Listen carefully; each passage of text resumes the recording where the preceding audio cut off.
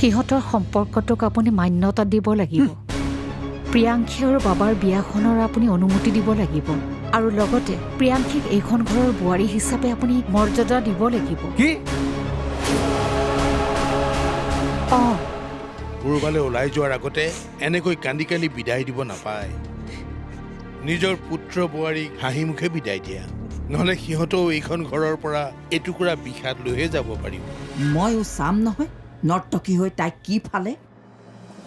তুমি তাইৰ কাৰণে দুখ নকৰিবা। সিহঁতৰে যদি নিজৰ ঘৰখনৰ প্ৰতি কোনো আন্তৰিকতা নাই, তেন্তে তুমি মই সিহঁতৰ কাৰণে চিন্তা কৰি কিয় মৰি আছো? য'ত যায় যি কৰে কৰিবলৈ দিয়া।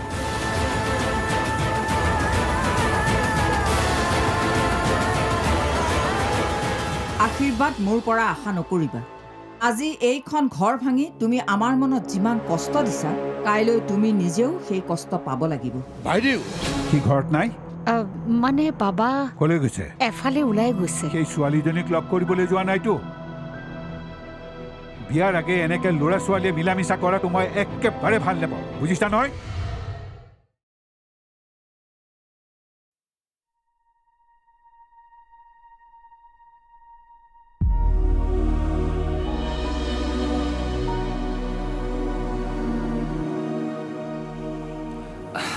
মা, প্ৰীতমৰ ফটো চাই আছা? সৰুকালৰ ফটোবোৰ। তুমি তাৰমানে এতিয়াও প্ৰীতমৰ কথাকে ভাবি আছা? সি বৰ সোনকালে ডাঙৰ হৈ গ'ল। ইমানেই ডাঙৰ হ'ল যে সি নিজৰ পৰিয়ালটোৰ পৰাও আঁতৰত থাকিব পৰা হ'ল। মা, প্ৰীতম যোৱাৰ কাৰণে তুমি দুখ কৰি নাথাকিবা। তোমাৰ সৰু ল'ৰাটোহে গৈছে, কিন্তু তোমাৰ ডাঙৰ ল'ৰা এতিয়া তোমাৰ কাষতে আছে। মা, তুমি ধৰি লোৱাচোন যে প্ৰীতম হায়াৰ ষ্টাডিজৰ কাৰণে বাহিৰলৈ গৈছে, বা ভাল চাকৰি এটাৰ বাবে সি ঘৰৰ পৰা বাহিৰত থাকিব লগা হৈছে। ধৰি ল'লেই জানো সত্যক সলনি কৰিব পাৰি? কিন্তু মনটোক সান্তনাটো দিব পাৰি মা। ধৃতিৰ হেঁচাতে সি ঘৰ এৰিছে। মোৰ বুকুৰ পৰা প্ৰীতমক তাই কাঢ়ি নিছে। মা, তুমি সকলো কথাতে ধৃতিক কিয় সাঙুৰি লোৱা কোৱাচোন? কাৰণ বিয়াৰ পিছত তাৰ এই পৰিৱৰ্তন হৈছে। বিয়াৰ আগতেতো সি কেতিয়াও ভবা নাছিলে ঘৰ এৰাৰ কথা। প্ৰীতম এতিয়া সৰু ল'ৰা নহয় মা। কোনোবাই তাক হেঁচা দি সিদ্ধান্ত এটা সলনি কৰাব নোৱাৰে। মোৰ বোধৰে সিদ্ধান্তটো প্ৰীতমে নিজেই লৈছে। নোৱাৰে, প্ৰীতমে এই সিদ্ধান্ত ল'বই নোৱাৰে। ধৃতিয়ে তাক বাধ্য কৰাইছে। মা, হ'ব দিয়াচোন, তুমি অলপ ৰেষ্ট লোৱা, মই তোমাৰ বাবে কিবা অলপ খাবলৈ আনো।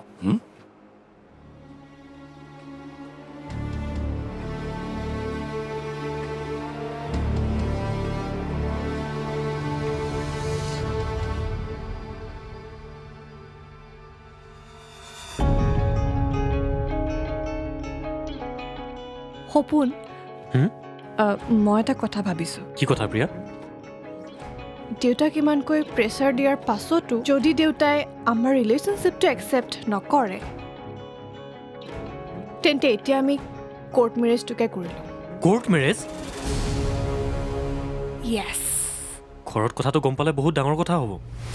একো নহয় সপোন, কোৰ্ট মেৰেজ হৈ গ'লে আমাক কোনেও আঁতৰ কৰিব নোৱাৰিব, আৰু লিগেলি মেৰেজ হোৱা কাপল এটাক দেউতায়ো একচেপ্ট কৰিব লাগিব।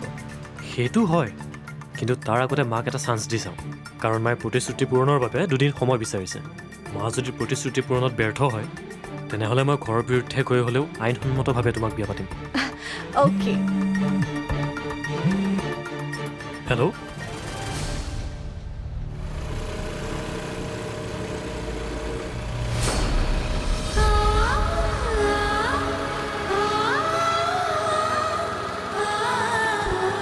মই জানো মাজনী, তই এইখন ঘৰত কেতিয়াও সুখেৰে থাকিব নোৱাৰ। তোৰ জন্মৰ দিনাও দেউতাৰে তই ছোৱালীৰ বাবেই তোৰ মুখখনো চাবলৈ ইচ্ছা কৰা নাছিল, আৰু এতিয়াও প্ৰত্যেক দিনাই বাবাৰ লগত তোক তুলনা কৰা হয়। তোৰ পঢ়া শুনা বেছি একো নথকাৰ বাবেই মা, ময়ো দেউতাৰক ভয় কৰি একো এটা কথাকেই ক'ব নোৱাৰোঁ, কিন্তু তই কন্দা কটা কৰা দেখিলে মই বৰ কষ্ট পাওঁ মাজনী। দুখ নকৰিবাচোন মা, দেউতাইহে মোক গালি পাৰে।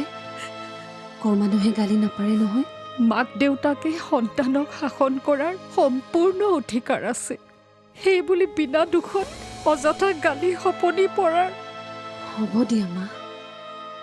তাতে আকৌ মই মোক মৰম কৰা ইমান ধুনীয়া মা এজনী পাইছোঁ। খং কৰা দেউতা এজনো লাগে দিয়াচোন। সেইকাৰণেইতো তোক সম্পূৰ্ণকৈ বুজি পোৱা ল'ৰা এজন মই তই জীৱন সংগী হিচাপে পোৱাটো বিচাৰোঁ, যিয়ে তোৰ সপোনবোৰক নিজৰ বুলি ভাবে। তোৰ প্ৰতি থকা ভালপোৱাৰ বাবেই জীৱনৰ যিকোনো বেয়া পৰিস্থিতিৰ মুখামুখি হ'ব পাৰে। তোক বুজি পোৱা তেনেকুৱা এজন ল'ৰাৰ হাতত তোক কটাব পাৰিলেই মই শান্তি পামো মাজনী। অ' মা, মোক তোমাৰ পৰা আঁতৰ নকৰিবাচোন। মই সদায় তোমাৰ কাষতে থাকিম। মানুহৰ জীৱনৰ একো ভৰসা নাই অ' মাজনী। আজি আছোঁ, কাইলৈ বা কি হয় কোনে জানে। দেহা থাকিলেহে বেহা। সেইবাবে মোৰ জীৱিত কালতে তোৰ সপোনবোৰ পূৰা হোৱাটো মই চাই যাব বিচাৰোঁ। মা, মই জানো তই অশুদ্ধ নহয়, সপোন দেখাটো পাপ নহয়, কিন্তু এই পৃথিৱীলৈ আহি একো এটা নকৰাটোহে পাপ। মই জানো তোৰ জীৱনলৈ এনেকুৱা এজন মানুহ আহিব যি তোক সম্পূৰ্ণৰূপে বুজি পাব, যি তোক নিজতকৈও বেছি ভাল পাব আৰু সদায় তোৰ কাষতে থাকিব।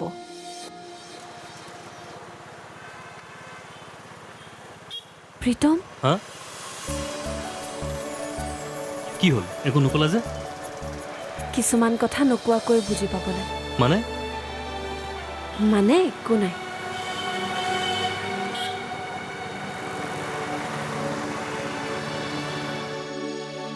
য়েছ, ফাইনেলি দেউতাই আমাৰ ৰিলেশ্যনটো একচেপ্ট কৰিলে কি? ৱাও! আৰু মাই দিয়া মোক প্ৰতিশ্ৰুতিও ৰাখিলে। মই জানিছিলোৱে মোৰ নিচিনা স্মাৰ্ট এণ্ড এডুকেটেড ছোৱালী এজনীক সকলোৱে নিজৰ ঘৰৰ বোৱাৰী কৰিব বিচাৰিব। সপোন, তুমি মোক আজি ইমান ডাঙৰ ভাল খবৰ এটা দিছা। Come on, let's celebrate. Celebration? Waiter, readymade cake এটা দিব। মানে তুমি কেক কাটি প্ৰি ৱেডিং চেলিব্ৰেট কৰিবা? য়েছ বেবি।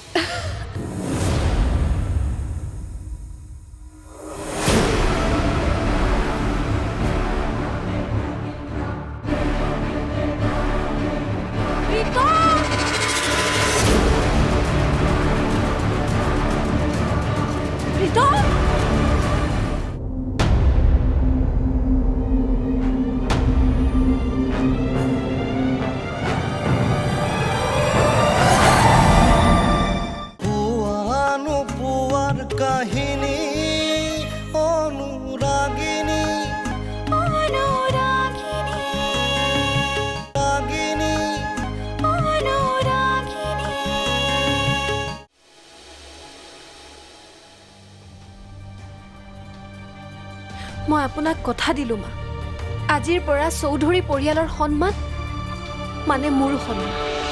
এই পৰিয়ালৰ সন্মান হানি হোৱা কাম মই কোনো দিনেই নকৰোঁ। এখেতৰ পত্নীৰ কৰ্তব্যৰ লগতে মই চৌধুৰী পৰিয়ালৰ যোগ্য বোৱাৰী হৈ দেখোঁ। আজিৰ পৰা আপোনালোকেই মোৰ মা দেউতা, মোৰ ঈশ্বৰ স্বৰূপ। তুমি এইখন ঘৰৰ যোগ্য বোৱাৰী হিচাপে নিজকে প্ৰতিপন্ন কৰাত ব্যৰ্থ হ'লা।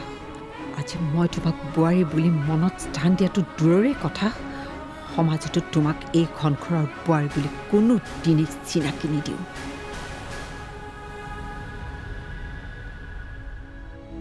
মা, এয়া লোৱা, তোমাৰ বাবে মই গাখীৰ আনিছোঁ। মোৰ খাবলৈ মন নাই। প্লিজ মা, তুমি খাবই লাগিব। চাওঁ, লোৱাচোন, লোৱা, এইখিনি খাই দিয়া। খোৱাচোন মা, খোৱা, গাখীৰখিনি খাই দিয়া। খোৱা খোৱা। চাওঁ, অকণমান ৰখাচোন। কি হ'ল? এক মিনিট আৰে বাবা, হ'ল ৰখোৱাচোন, কি? ৰখোৱা। আৰে, আজি আমি নতুন ঘৰ এখনত গৃহপ্ৰৱেশ কৰিম, গতিকে অলপ নীতি নিয়মেৰে সোমালে মনটোও ভাল লাগিব দিয়াচোন। কি নীতি নিয়ম? হে, অন্য একো নহয়। চাকি, ধূপ, ধূনা আৰু এটা নাৰিকল, বাছ হৈ যাব। এতিয়া বজাৰ কৰিলে দেৰি নহ'ব জানো? ইপিনে উজ্জীৱনটো ৰৈয়ে আছে। একো নহয়, যাওঁতে আমি বজাৰৰ পৰাই লৈ যাব পাৰিম দেখোন। ব'লাচোন। কিন্তু তুমি ব'লাচোন, ব'লা এতিয়া। আজি যে বহুত কাম ওলাব। নিয়মখিনি কৰি উঠি পাকঘৰটো ঠিক কৰিলোঁ। অঁ, উজ্জীৱন দা চাগে গৈয়ে পাইছে। ভাত এসাঁজ খাই যাবলৈ কম কিন্তু দেই। এইখিনিতে পাম নেকি? তুমি ইয়াতে ৰো, মই সৌ দোকানখনৰ পৰা ঠিক আহিছোঁ। আছে।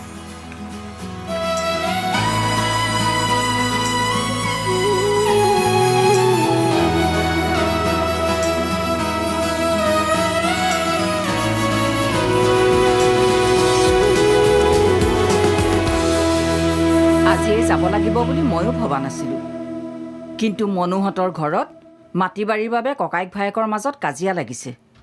সিহঁতৰ মাটিৰ কাষতেই আমাৰ খেতিৰ মাটিখিনি, গতিকে কাইলৈ মণ্ডল মাটি জোখ মাখ কৰোঁতে মই তাত থাকিব লাগিব। হ'লেও আৰু দুদিনমান থাকি যোৱা হ'লে ভাল লাগিলহেঁতেন। এটা কাম কৰ, আজি ৰাতিটো থাক, কাইলৈ ৰাতিপুৱাই মই তোক থৈ আহিমগৈ। ইমান দূৰ বাট কাইলৈ ৰাতিপুৱালৈ থাকিলে সময়ত গৈ নাপামগৈ, গতিকে আজিয়েই যোৱাটো ভাল হ'ব। অন্ততঃ আজি ৰাতিটো জিৰণি লৈ কাইলৈ যাৱতীয় কামখিনি কৰিব পাৰিম। বাইদেউ, আপুনি আমাক এৰি ক'লৈ যাব ওলাইছে? প্ৰীতমো গ'ল আৰু এতিয়া আপুনিও। সমস্যা নোহোৱা হ'লে যোৱাৰ কথা নেভাবিলোহেঁতেন, কিন্তু উপায়টো নাই। হ'লেও বাইদেউ, কামখিনি শেষ হ'লে আকৌ আহিম। আগতে গাঁৱৰ সমস্যাটো সমাধান কৰি লওঁ। তেন্তে মই সৌৰভক গাড়ীখন উলিয়াবলৈ কওঁ, সিয়ে তোক আগবঢ়াই দিব।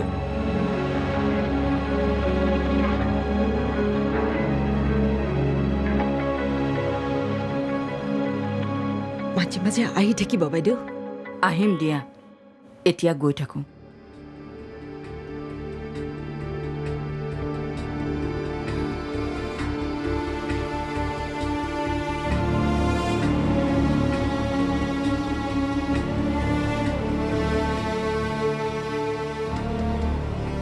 বন্দনা, গৈ থাকোঁ। হ'ব হ'ব, উঠা, হ'ব হ'ব হ'ব। স্বাস্থ্যৰ যত্ন ল'বি। তহঁতেও ল'বি। ঘৰৰ এই কথাবোৰ চিন্তা কৰি নাথাকিবি, ভালকৈ খোৱা বোৱা কৰিবি। বন্দনা, চিন্তা কৰি নাথাকিবা। আহোঁ সৌৰভ, আহোঁ। জেঠাই হ'ব, উঠ। আকৌ আহিব। আহিম দে। আহক। বন্দনা, আহোঁ দিয়া।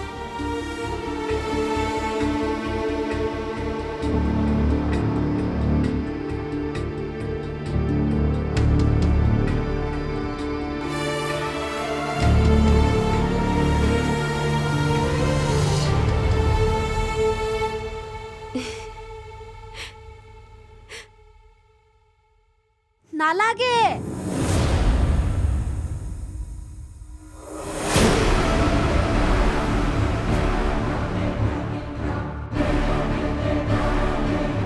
প্ৰীতম,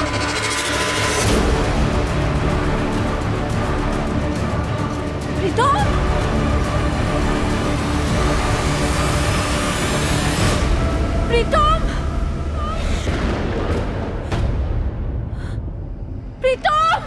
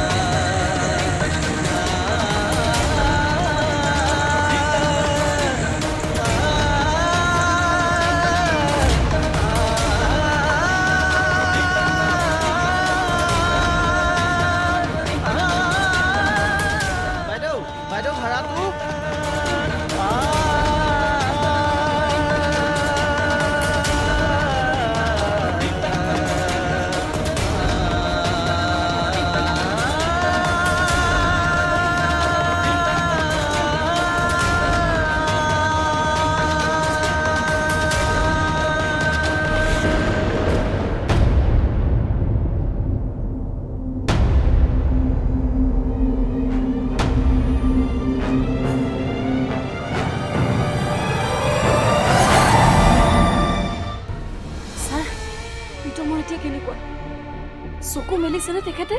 মোক মাতিছে নেকি? মই যাব পাৰিমনে তেওঁৰ ওচৰলৈ? Sorry, Mrs. Chaudhary. Pritam is no more.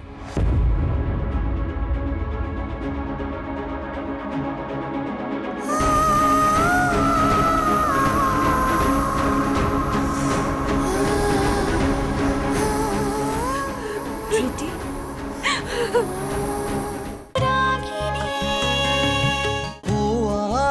পোৱাৰ কাহিনী অনুৰাগিনী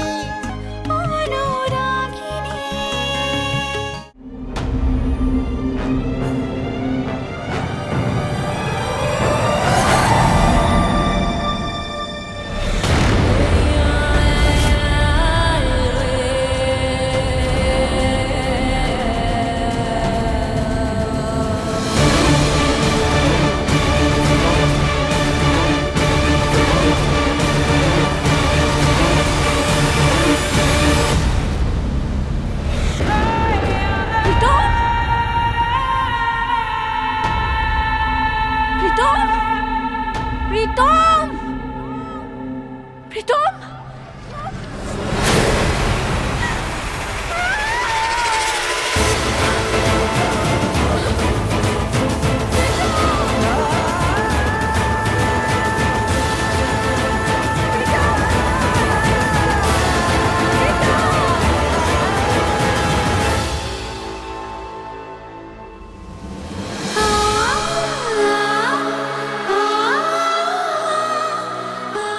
নাকান্দিবাচোন, ধৈৰ্য ধৰা। প্ৰীতম হস্পিটেলৰ বেডত পৰি আছে আৰু আপুনি মোক ধৈৰ্য ধৰিছে। হ'লেও এনেকৈ কন্দা কথা নকৰিবাচোন। মা আপুনি ভাঙি নপৰিব, প্ৰীতম ঠিক হৈ যাব। গৌৰৱ সোনকালে বল বাবা। অমা অলপ আগতে এটা চুমু ৰাস্তা আছে, সেইফালে বল, তেতিয়া আমি সোনকালে হস্পিটেল পাম। ঠিক আছে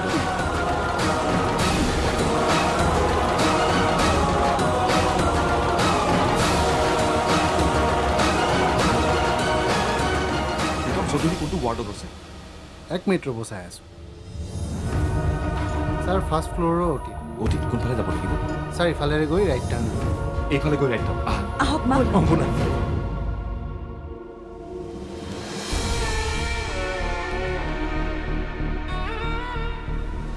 ছাৰ প্ৰীতমৰ এতিয়া কেনেকুৱা? চকু মেলিছেনে তেখেতে? মোক মাতিছে নেকি? মই যাব পাৰিমনে তেওঁৰ ওচৰলৈ? Sorry, Mrs. Chaudhary. Pritam is no more.